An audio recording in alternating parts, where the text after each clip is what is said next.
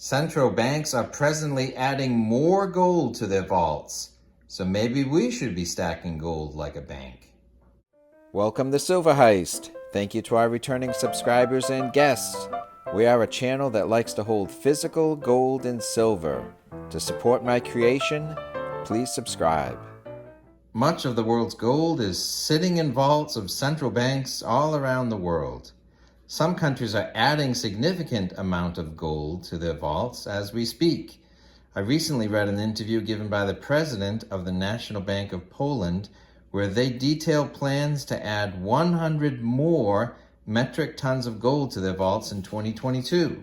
So many central banks are just holding on to the gold they have while others are actively adding to their gold holdings. So the questions that I had that I want to share with you is, well, is 100 metric tons a lot of gold? How does 100 metric tons of gold compare to, say, what the U.S. Mint uses for gold on an annual basis? And are stackers and central banks effectively competing for the same scarce gold resource? So from the interview, why is the central bank stacking more and more gold? Could those reasons be very similar to the reasons for us wanting our own gold stacks? So spoiler alert, yes. Stay to the end and hear the words from the central bank president himself. Okay, so I wanted to explain the scale of the National Bank of Poland's plans to add more gold to their vaults and compare it to something that you're more familiar with, to compare and contrast how big that is. So the National Bank of Poland wants to add 100 metric tons of gold to their vaults in 2022. So how much does that weigh? 100 tons of gold is the same as 3.2 million troy ounces of gold. But how big is that? In 2021, the U.S. Mint set a record of 1.2 million troy ounces of gold for their gold eagles, and that was the most that they had produced since 2012. So the demand for gold from stackers is high, but that pales in comparison to the demand from one central bank. The Central Bank of Poland wants so much gold, it's more gold than 5 years of American gold eagles. This number would exceed all of the gold eagles made from 2017 through 2021. So this is a lot of gold that's desired by a central bank, and this is a lot of gold that's wanted by stackers. To me, it looks like the demand for stackers is going to be high going forward, but also the demand from central banks will also be high. So we're competing for the same gold. So this is super current news. Bloomberg, January 29th, 2022, Polish president renominates Glapiński as central bank chief.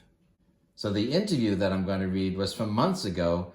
It shows what he stood for, and so the fact that he stood for that and they want to renominate him, to me, means they liked what he proposed.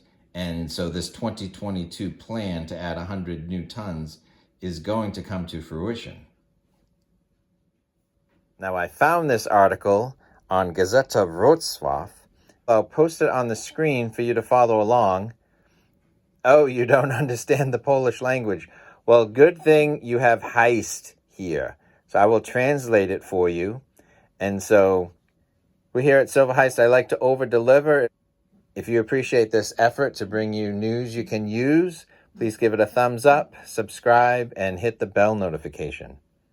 Gazeta Wrocław, October 5th, 2021.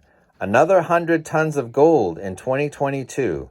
Interview with Professor Adam Glapiński, President of the National Bank of Poland. What is the role of the National Bank of Poland and what can it be? The main goal of the NBP's activity is to maintain a stable level of prices while supporting the government's economic policy as long as it does not limit the basic goal of the central bank. The National Bank of Poland has accumulated a record amount of nearly 230 tons of gold. What is the purpose of the aggregation of such assets by the central bank? First, a short answer, but I hope it appeals to the imagination. Why does the central bank own gold? Because gold will retain its value even when someone cuts off the power to the global financial system, destroying traditional assets based on electronic accounting records.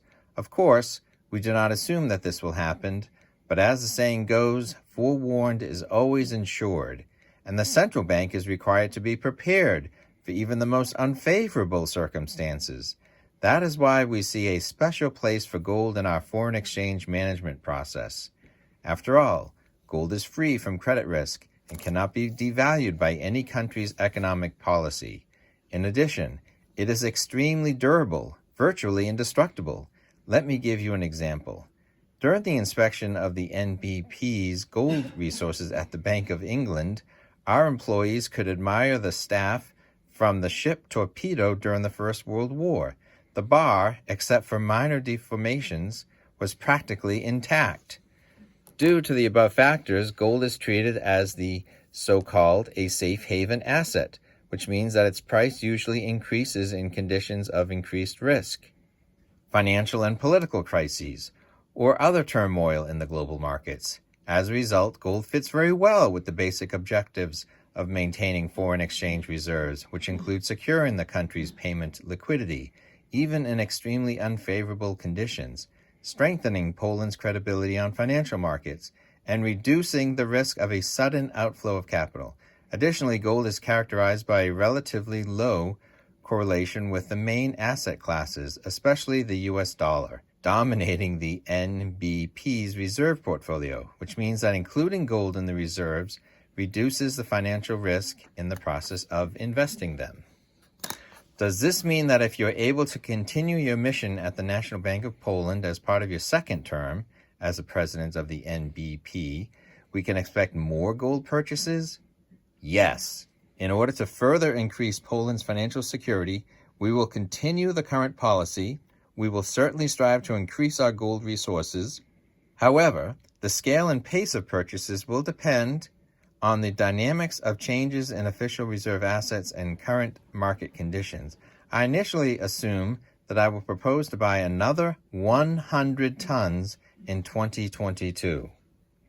Besides, of course, we believe in the diversification potential and long-term profitability of gold, the resources of which we plan to expand further. So if both stackers want to add more gold to their stack and government central banks also want to add gold to their stacks, then how do you allocate a scarce resource? Well, one way to allocate a scarce resource is through price increases. So if you want to allocate something that more than one party wants, who's willing to pay more for it? So if central banks want gold, maybe we should be like central banks and add to our stacks also. But quite possibly with this increased demand, that could lead to higher prices. So as a stacker, here is a modest vault that I have. There's 11 gold eagles in here. So I just paid off my car loan. So now I have a plan to add even more gold to my stack in 2022. If you'd like to learn more about that plan, please watch our featured video.